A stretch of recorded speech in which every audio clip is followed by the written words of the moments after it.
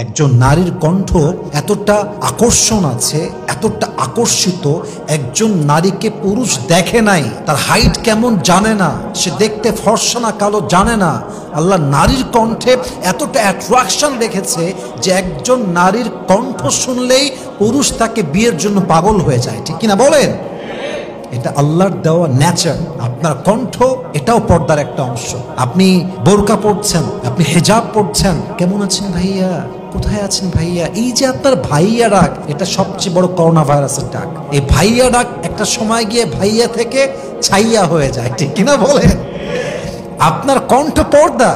আপনি হিজাব পড়লে হবে না, আপনার কণ্ঠের পর্দা করতে হবে। এবং অনেক মেয়ে দেখবেন যেহেতু নেকাব পরে থাকে, তাকে কেউ দেখতে পায় না, তখন সে তার ভয়েসকে আরো সুন্দর করে কথা বলে, যাতে করে তার অপোজিট পার্সনটা তার প্রতি আরো আকর্ষণ বোধ করে। ঠিক কিনা বলেন যুবক ভাই?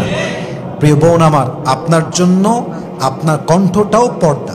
আল্লাহ তাআলা কি বলেছে দেখেন, ফালা তাখদা'না বিল কওলি ফায়াতমা'আল্লাযী ফী কলবিহি মারাদ। তুমি তোমার যে কনভারসেশন করবা পুরুষের সাথে, কথা বলতে গিয়ে নরম ভাষায় কথা বলো না, সফট ভাষায় কথা বলো না, কঠোর ভাষায় কথা বলো, যাতে করে যার অন্তরে ব্যাধি আছে সে যেন তার লালসার প্রতি আকৃষ্ট না হয়ে যায়। কথার কথা, একজন পুরুষ আপনার চোখ দেখেছে, আপনার হাত দেখেছে, এবং আপনি যথেষ্ট ফর্সা।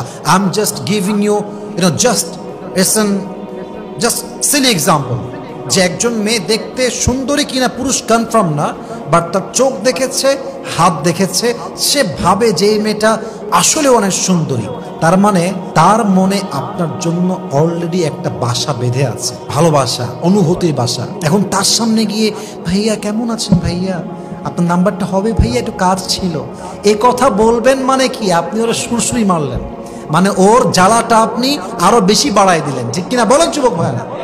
আল্লাহ বলছেন না, এটা করা যাবে না। আল্লাহ তাআলা বলছেন ফালা তাখদা'না বিল কওল, don't be soft in conversation with man. কোন পুরুষের সঙ্গে কথা বলতে গিয়ে গলাকে নরম করে ফেলো না।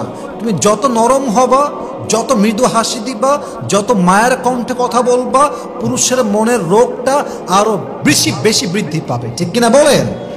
ইসলামের বিধান কি সুন্দর, কি সিস্টেমে ইসলাম বিধানটা দিয়েছে, যে আপনার কণ্ঠ আপনার জন্য পর্দা। অতএব বাড়ির মধ্যে আছেন, ঘরে বসে আছেন, পরপুরুষ বাহির থেকে আসছে, ইচ্ছা মতো হাসতেছেন, ইচ্ছা মতো চিল্লাচ্ছেন, আপনার কণ্ঠের পর্দা নষ্ট হচ্ছে। অতএব জাস্ট বোরকা আর হিজাব পড়লেই হবে না, কণ্ঠের পর্দার দরকার।